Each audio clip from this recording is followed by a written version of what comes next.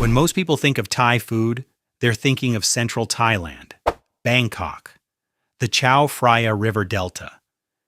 This is where the cuisine was shaped by the royal court, and the standard the court set was demanding. Every dish had to balance four flavors precisely: sweet, salty, sour, spicy, not one louder than the other, all four in check. That philosophy became the foundation of everything that came out of this region, and two dishes, more than any other, carried it to the rest of the world. The first is Pad Thai, and here's something most people don't know. This dish was essentially invented by a government. In the 1940s, Thailand was pushing a campaign of national unity. The government needed a dish that felt distinctly Thai, something affordable, easy to make at scale, and sellable as a national identity. They chose stir-fried rice noodles, thin rice noodles, egg, dried shrimp, tamarind, fish sauce, palm sugar. Simple enough for a street stall, distinct enough to feel like a country. Within a generation, it had traveled far beyond Thailand, and somehow, despite being a political invention, it became genuinely beloved. The second dish is masaman, and this one tells a different kind of story. Look at the spices inside a masaman curry: cardamom, cinnamon, cloves, star anise. None of those grow in Thailand. They arrived through 17th century Persian and Indian Muslim traders who moved through the southern ports, and their flavors never left. The result is unlike any other Thai curry. Mild, rich, almost meditative in its warmth. Beef or chicken, potatoes, roasted peanuts in a coconut sauce built from two continents. In 2011, CNN Travel ranked it the most delicious food in the world. A bold claim, but you understand it after one bowl. There is one dish in northern Thailand that food people talk about in a way that borders on obsessive: khao soi.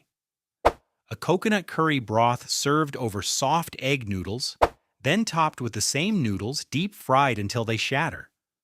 Soft underneath, crispy on top, rich broth pulling everything together. The north used to be its own kingdom, the Lanna Kingdom, centered on Chiang Mai and stretching into the highlands near Myanmar and southern China. The food here developed separately on its own terms. Milder in heat, earthy, rarely using coconut milk. Khao soi is the exception, and its origin explains why. It didn't come from Bangkok or the coast. It came from the overland trade routes, merchants moving south from Yunnan in China, passing through Myanmar, carrying with them a curry broth that slowly became something northern Thailand claimed as its own. It's served with pickled mustard greens, shallots, and lime on the side. Each one shifts the balance of the broth as you go, more sour, more sharp. You adjust as you eat. The north eats differently too. No jasmine rice here. Sticky rice, pulled from a woven basket, rolled into a small ball by hand, used to scoop everything else at the table. It's a communal way of eating that hasn't changed in generations. Green unripe papaya. Bird's eye chilies. Dried shrimp, long beans, tomatoes, palm sugar, lime, and then it gets pounded. This is som tum, and the mortar is not optional. Bruising the ingredients releases their juices, crushes the lime, lets everything bind. You can't replicate this in a bowl. What most people outside Thailand eat is the version made with standard fish sauce. Clean, balanced, recognizable. But the original Isan version uses pla ra, a fermented fish sauce that is funky and pungent in a way that takes you completely off guard the first time. That's the version locals grew up on. That's the version they'll tell you is the real one. Isan covers the large, dry plateau in Thailand's northeast, bordering Laos and Cambodia. For a long time, it was considered the poorer, rougher part of the country. Then its food took over Bangkok's street scene and never gave it back. The dish that made that happen is gai yang. Charcoal grilled chicken marinated in lemongrass, garlic, coriander root, white pepper, and fish sauce, cooked low and slow until the skin crisps and the inside stays tender, served with jiu, a roasted chili, and tamarind dipping sauce. Smoky, sour, slightly sweet.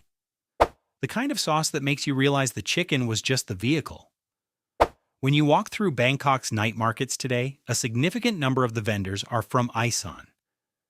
They brought their food with them, direct, loud, unapologetic, and the city never looked back.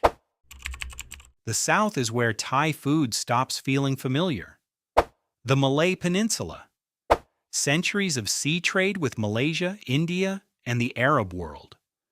Many provinces here are Muslim majority, which means the food reflects a completely different set of cultural layers. Pork steps back. Beef, goat, and seafood take over. Fresh turmeric, a root that barely appears in other regions, shows up in almost everything, and the heat is turned up higher than anywhere else in the country. And then there is Gayeng Thai Pla, the dish that defines the deep South, and the one that challenges almost everyone who encounters it for the first time. It's built on Thai Pla, the fermented intestines and organs of short mackerel, salted and left to ferment. The smell alone is confronting. The flavor is intensely savory, deeply funky, and complex in a way that's almost architectural. Cooked down with bamboo shoots, eggplant, and yard-long beans, Gayeng Thai Pla is considered by many to be one of the most pungent curries in the world. Southern Thai families treat it as everyday home cooking.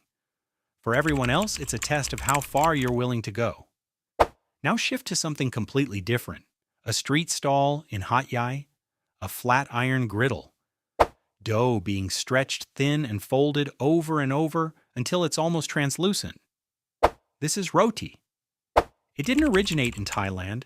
It came with Indian Muslim traders. The same wave of influence that shaped the South's spice culture. But the South made it their own. Eaten with curry, it's flaky and rich. Eaten as a street snack, condensed milk, banana, folded and cut, it's something else entirely. In Hat Yai and Phuket, roti stalls run from late afternoon until past midnight. You smell it before you see it, and you stop every time.